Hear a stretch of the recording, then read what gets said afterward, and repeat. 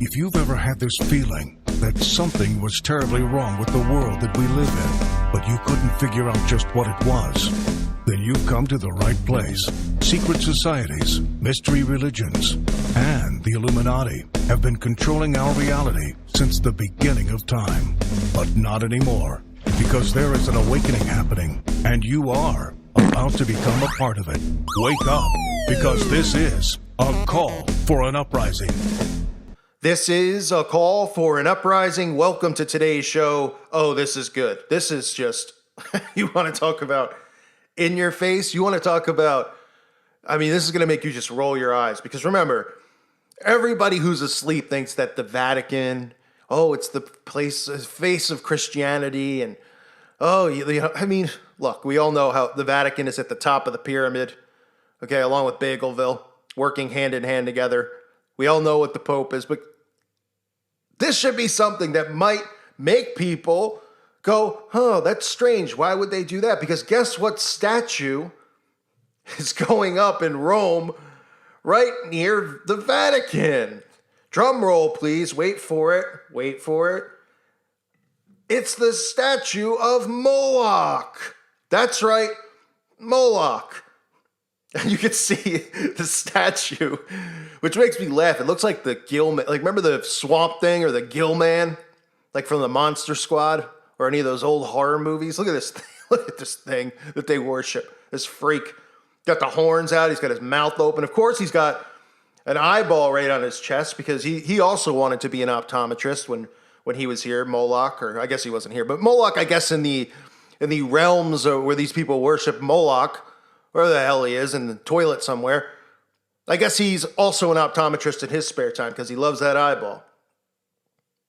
This is the statue of child sacrifice, folks.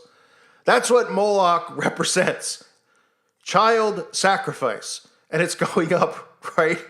I'm laughing because it's too ridiculous, right? How many verses in the Bible do we hear about Moloch? Right? Jeremiah chapter 32, verse 35. And they built the high places of Baal, which are in the valley of the son of Hinnom, to cause their sons and their daughters to pass through the fire unto Moloch, which I command them not. Neither came it into my mind that they should do this abomination. It's an abomination. And this is right outside the Vatican. Or how about Leviticus chapter 20, verses 2 through 4. Again, thou shalt say to the children of Israel, whosoever he be of the children of Israel, or the strangers that sojourn in Israel, that giveth any of his seed unto Moloch, he shall surely be put to death.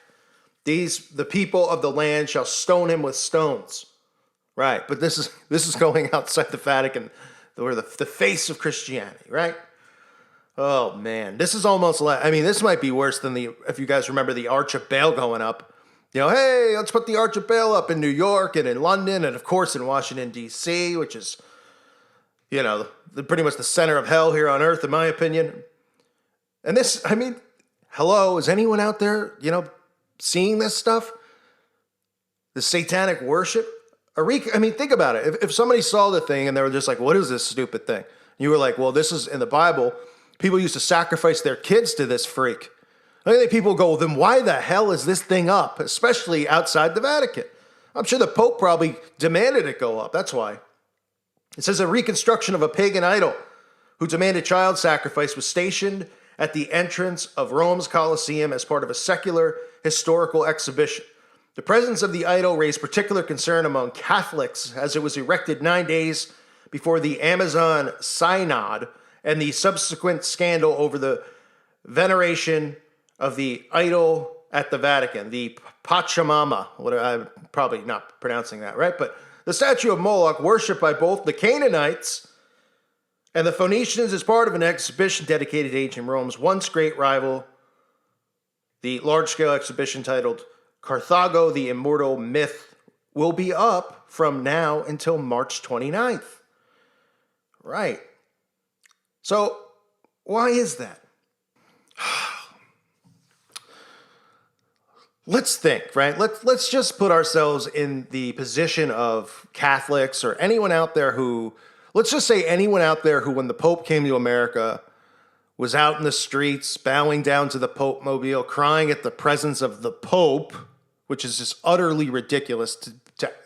Utterly ridiculous, as if the Pope is Jesus himself when he's just a complete deceiver. Let's put ourselves in the position of those people, okay? Those people are going, hey, I'm a Christian.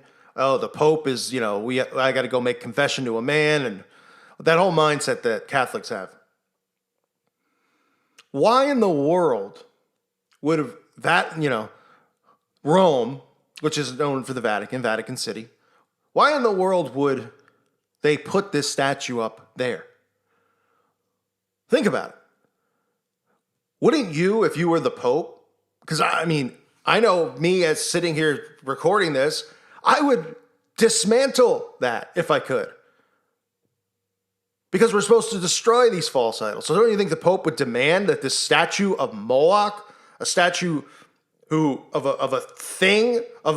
this thing. People are worshiping this thing. How embarrassing is that on top of it? We thought worshiping the Baphomet was embarrassing. You got people worshiping this thing? Look at it. It's got its mouth open. It's like, huh? And people are killing their kids to this freak. And this is still going on today. This hasn't stopped. This is what goes on behind closed doors, underground. Sacrificing their children to this, right? Could you imagine having a kid and you're like, let's sacrifice it to, hey, remember the swamp thing? Yeah, there's this freak that looks just like him. He's got an eyeball on his chest. He's a former optometrist. Okay. How embarrassing. We should do a contest and see what's more embarrassing, this thing or the Baphomet. I don't know which is worse. You got the goat with breasts and a penis, and you got the gill man over here crawled out of the swamp going, with an eye on his chest, looking like he's 1950s. Oh, he's got, he even got his wings or whatever behind him. He's got horns coming out of his head. And we got this thing sitting outside of the Vatican. I don't know what else to say. I really don't.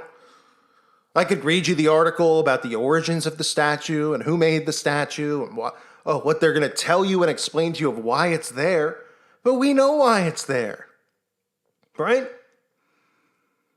We've seen images of the Canaanites, of people sacrificing their children to Baal. So we've heard scripture of God forbidding people to do this. So why would this even be allowed up anywhere in the world, right? It's like, are we going to put up a statue of a serial rapist? Are we going to put up a statue of a pedophile somewhere? What would people say if they put up a statue of just some random pedophile? Right outside D.C. What would people say? They'd be like, who is this? And they'd be like, oh, he's the world's most infamous serial rapist and a pedophile. Oh, okay. People will be like, why the F is that up? Right? But they can get away with stuff like this because they go, oh, crazy Christians think that this is this. But when you go, okay, well, what does this thing represent? Let's read you the Bible verses of what, they'll just go, oh, I don't believe in the Bible, so I don't really care. But if it represents child sacrifice, why is it up? Think about it. But unfortunately, people don't think about it. And of all places, why, oh, why would it be right outside the Vatican? So I'm sorry, I'm just ranting because this is one of the most ridiculous things I've seen all year. It really is. Look at some of the stuff I've talked about. We have people marrying chandeliers. We have people dressing up as dogs and having sex with each other, walking each other like dogs, pooping like a dog. I don't know. This might, I guess we have adults dressing up in diapers as babies. I don't know, this might be right up there, that this statue is in existence in our world, and it's sitting right outside the Vatican, and people don't wake up and see any of this stuff. Pretty unbelievable, right? Oh, man. I want to thank everybody for listening to today's show, and I want to remind everybody, please check out my website at callforanuprising.com. It's $2.99 a month. It's a great place to interact. You can share links with each other, with me, pictures, things going on in your town that you see that are satanic, occultic.